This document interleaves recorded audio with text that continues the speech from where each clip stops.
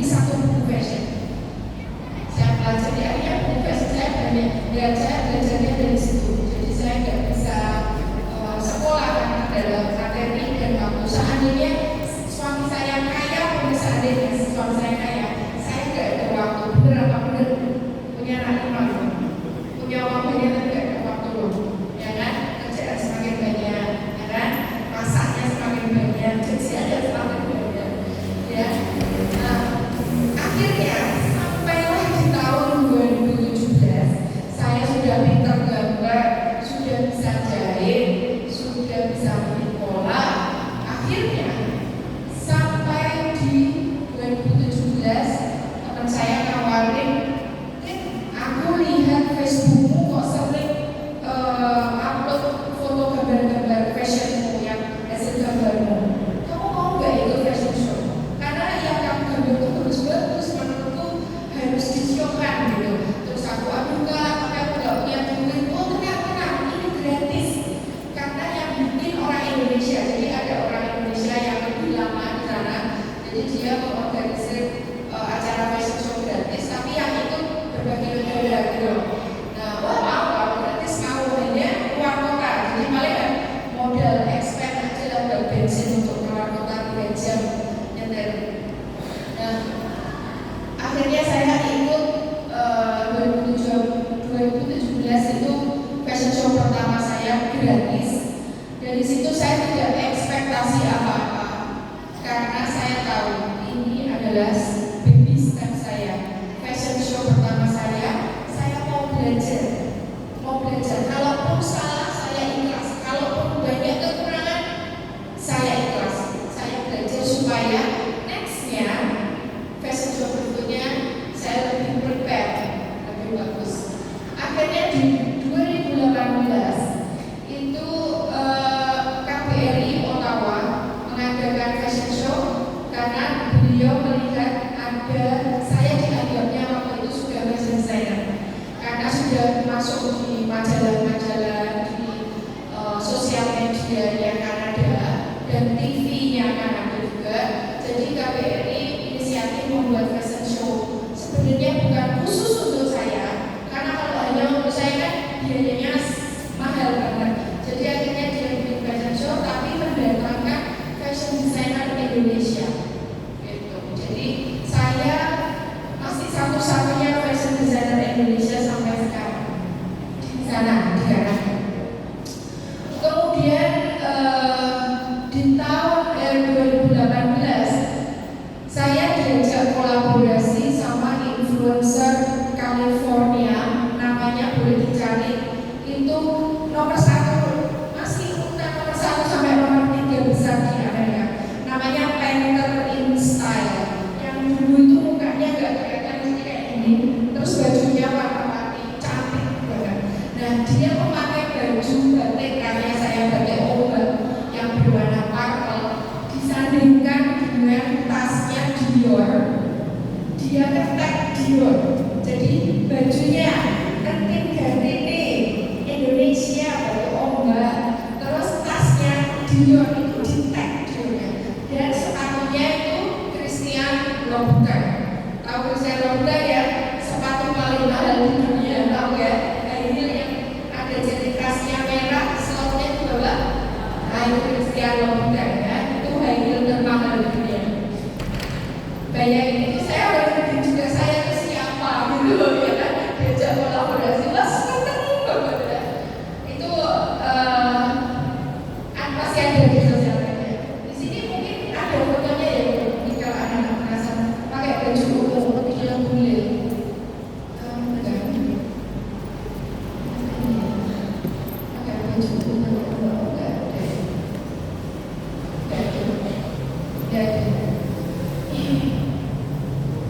Presentasi yang sebelumnya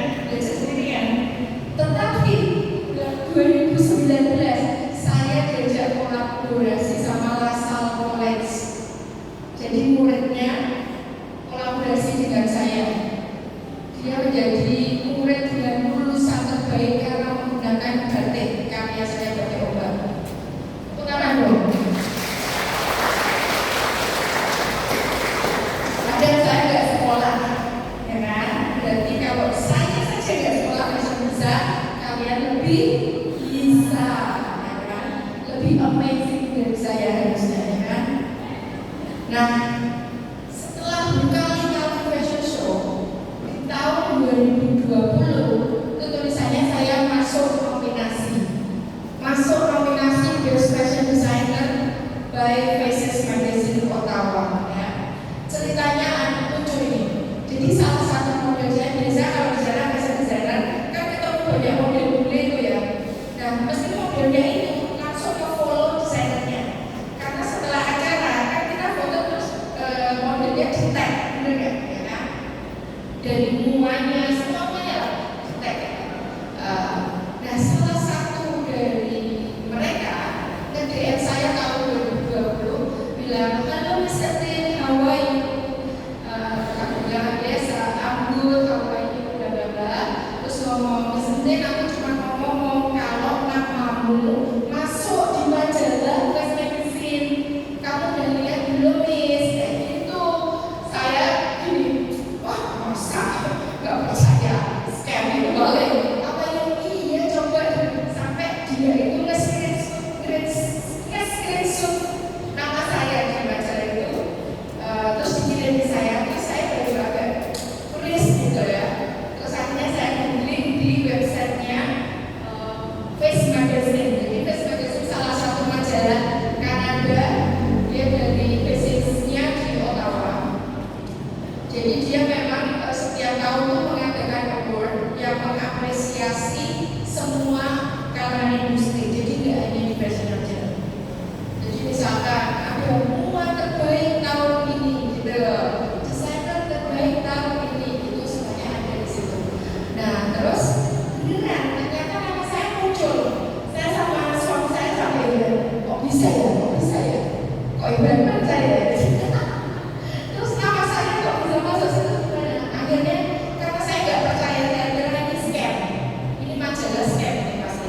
Akhirnya kan ada tulisan, ada emailnya, kontak us, ada emailnya kan.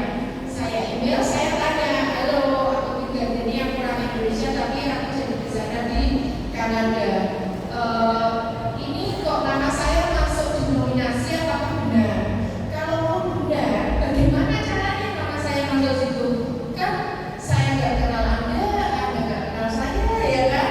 Terus dibalas. Karena biasanya majalah itu nggak balas-balasan kan.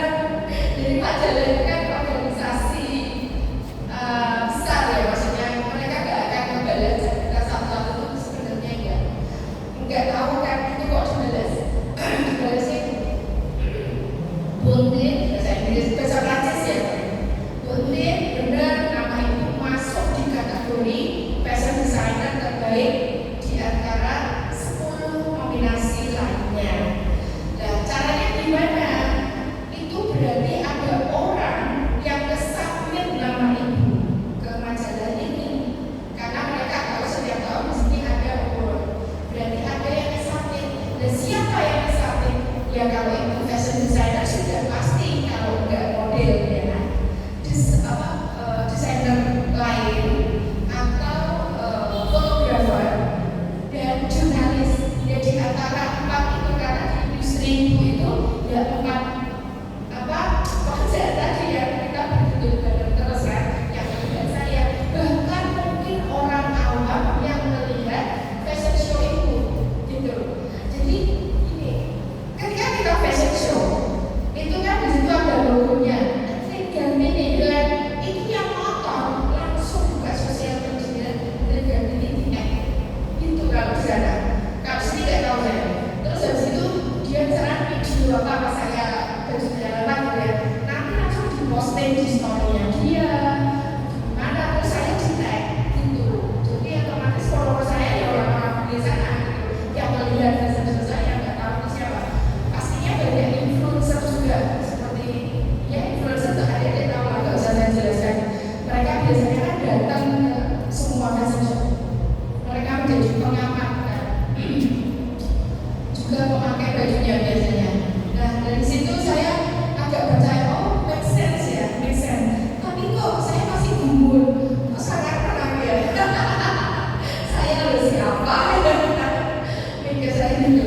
Akhirnya saya diundang ke Ottawa untuk menghadiri peresmian acara itu piala ke pemenangnya. Jadi saya ketemu dengan 10 desainer yang lainnya dan satu di antaranya menjadi pemenang. Waktu itu cowok desainer pemenang. Saya nggak menang, tapi bagi saya itu adalah suatu kemenangan buat saya. Saya nggak peduli mau dapat piala atau enggak, kemenangan, karena saya merasa saya ini imigran, ya kan? Saya bukan orang Kanada asli dan saya disandingkan dengan 10 desainer Kanada yang mereka lulusan fashion designer dan saya ini bukan lulusan dari mana-mana. Itu yang membuat saya ya mengapresiasi diri saya sendiri. Nggak apa-apa, nominasi aja saya udah cukup ibaratnya. Nah, sudah lanjut ke setiap masuk ke tahun baru ini kan saya selalu afirmasi tahun ini akan menjadi tahun yang luar biasa buat saya, keluarga saya dan orang-orang yang saya temui. Apapun afirmasinya kadang berganti-ganti. Pokoknya saat keluarga di pikiran itu diomongkan oleh afirmasi. 2021 di saat pandemi parah-parahnya, semuanya itu sampai harus pakai masker kan kemana. 2021 udah nggak boleh keluar ya.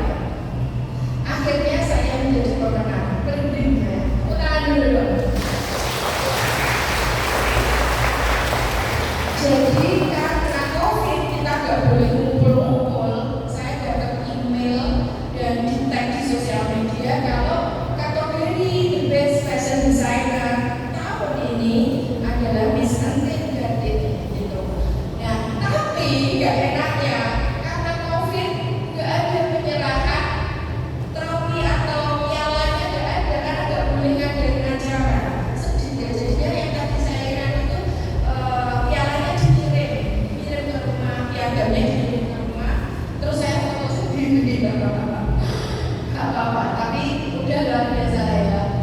Nah setelah itu, setelah saya memenangkan award, nama saya semakin didengar di Kanada sampai ke pemerintahan Indonesia, KBRI dan lain-lain. Nah sejak itu saya sudah tidak pernah lagi mengeluarkan biaya sedikit pun untuk fashion show. Keren nggak?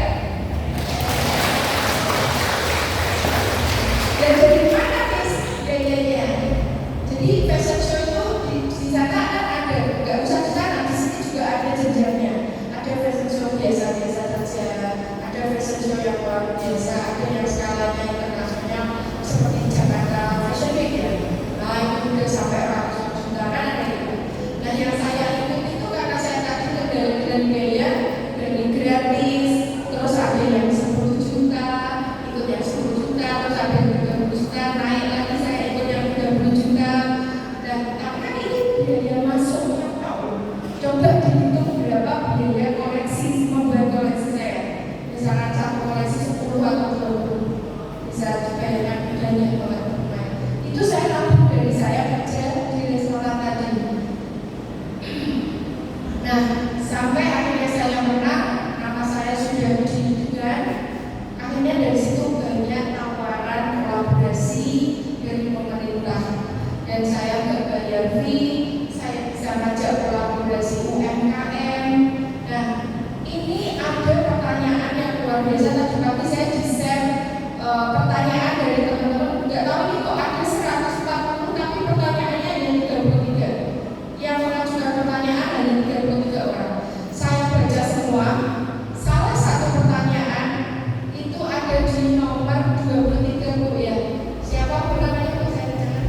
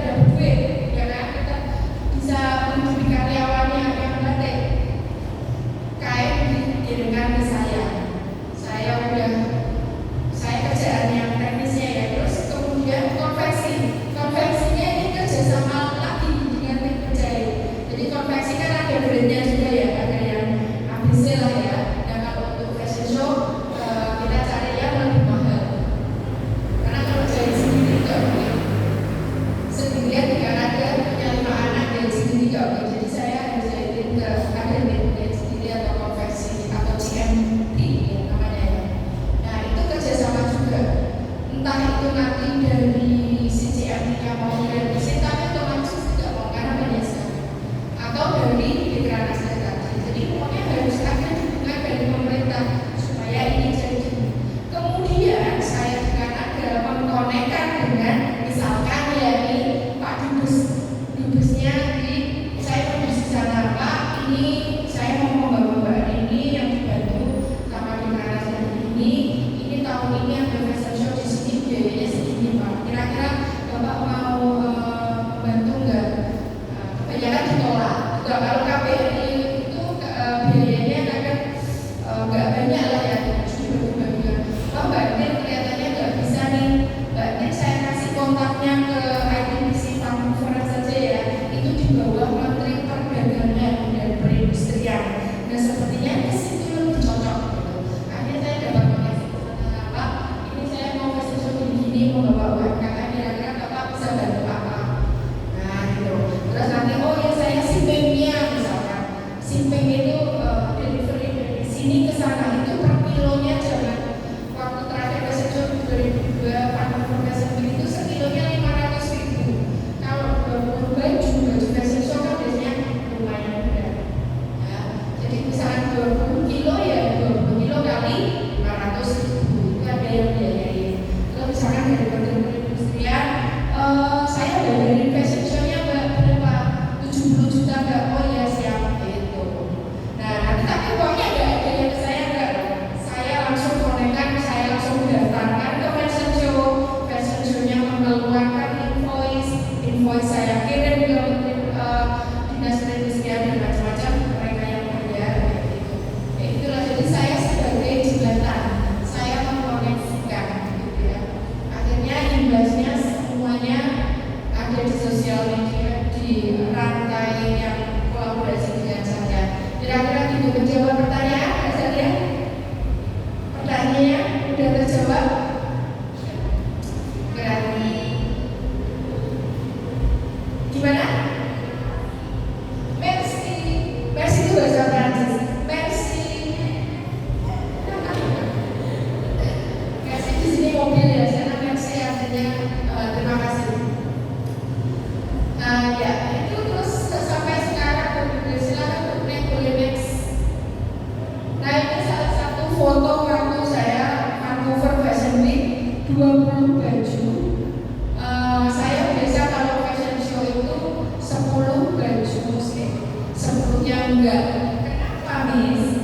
Karena di Kanada yang beragama Islam hanya kurang dari 1%. Kita pengen kalau fashion show pengen bajunya kejual apa enggak? Kalau saya saklek harus pakai hijab semua, laku enggak? Karena dibanding lagi, misalkan dia orang muslim pun dari 1% orang muslim, mereka kira-kira semua suka style saya kan? Enggak kan? Karena stylenya, jadi saya hanya dapat 0,0% orang, ya kan?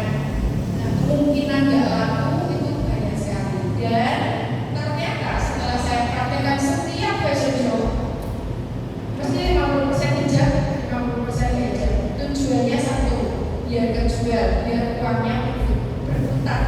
Yang kedua, supaya orang Kanada, orang Bule yang melihat fashion show saya bisa lihat, oh ternyata batik itu nggak bagus buat orang Indonesia toh, orang kulit putih seperti saya juga bagus gitu.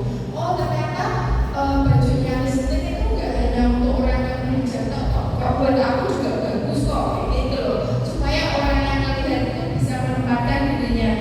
Saya dulu pernah sering ditanya di diaspora Indonesia, berarti kenapa kok nggak pernah pakai model orang Indonesia? Memang nggak, jadi modelnya orang Bule semua. Boleh di set yang foto lain-lainnya tuh. Ini Miss tadi apa ya? Dia itu bukan Miss Universe, ada Miss sesuatu gitu di Amerika, tapi dia tinggalnya di Kanada, nggak tahu dia mana. Itu salah satu mantan model saya juga. Nah ini semuanya Bule ya itu Bule semua. Kenapa nggak pernah pakai model Indonesia? Jawabannya ada beberapa. Satu, saya menggunakan kain yang orang Macan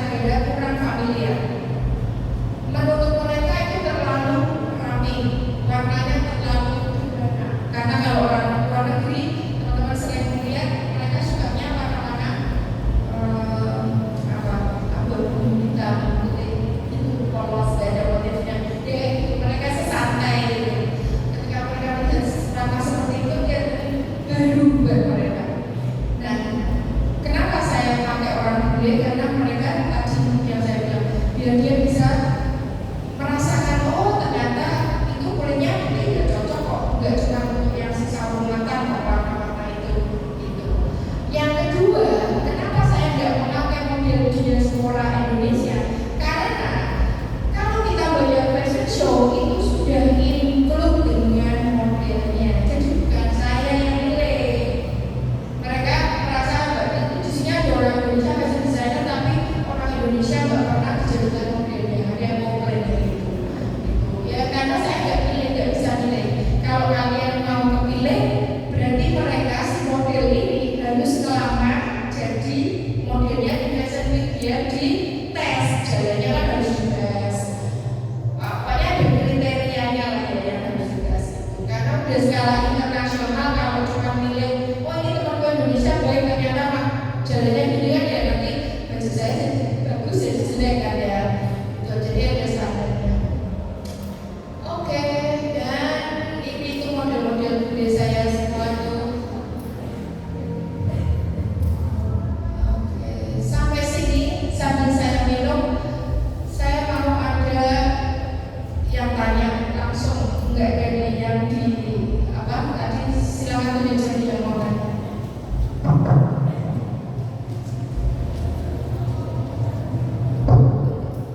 Silakan yang mau tanya bisa tunjuk jari. Dari ibu guru boleh? Silakan. Oke, ini aja bis.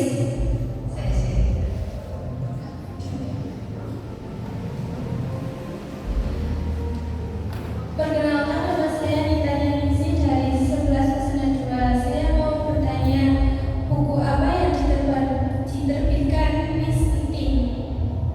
Oh ya, Terima kasih. terima kasih. Namanya siapa? Nitania. Nitania. Oke, terima kasih Nitania. Tepuk tangan. By the way, kok Nitania bisa tahu saya menerbitkan buku dari mana? Mencari di Google apa? Di Google. Google-nya di mana? Nama saya buat atau apa? Oh gitu. Terus keluar ada buku itu. Iya, terima kasih pertanyaannya, sangat luar biasa. Tepuk tangan lagi buat Nitania. Ya, jadi ini adalah buku kedua saya. Yang pertama itu diterbitkan di Kanada di Amazon. Jadi Amazon itu kalau di Shopee, Tokopedia gitu ya. Di sana Amazon itu global seluruh dunia. Jadi orang seluruh dunia bisa beli kalau ada websitenya Amazon. Nah ini adalah yang kedua, karena yang pertama bahasa Inggris yang diterbitkan di Kanada. Yang kedua ini diterbitkan di sini dan baru launching dan berbahasa Indonesia. Bukunya judulnya Membawa Brand Fashion Indonesia ke Pasar Global. Isinya tentang peluang dan tantangan di Kanada. Jadi di sini apa yang diekspektasikan kalau di luar negeri itu ada semua di sini. Jadi kadang desainer Indonesia mau fashion show ke luar negeri, mereka tuh nggak tahu what to expect. Apakah dia akan wah ini bakalan keren, wah ini bakalan berjumlah semua. Itu kan ekspektasinya. Dan di sini ngomong pahit-pahitnya. Keren kan? Jadi dia enggak yang manis-manisnya juga. Manisnya tetap saya tulis, tapi pahitnya itu penting buat kita supaya kita enggak kecemplung lah ibaratnya. Nanti pas fashion show pakai kartu kredit 500 juta ternyata pulang enggak membawa hasil, ya kan sayang. Nah terus di sini ada rincian kalau mau fashion show itu gimana caranya. Di sini ada semua roadmap-nya. Kalau mau fashion show di Kanada persiapannya apa saja, berapa biayanya, ada semua. Tinggal dolar itu kan selalu naik turun. Jadi kalau pas baca buku ini itu ada formatnya, misalkan berapa kali berapa, itu tinggal dikalikan rate dolar hari ini. Misalkan dolar hari ini 12.000 gitu kan. Jadi kalau misalkan sekali bacanya tahun depan, berarti sudah nggak 12.000, tapi formatnya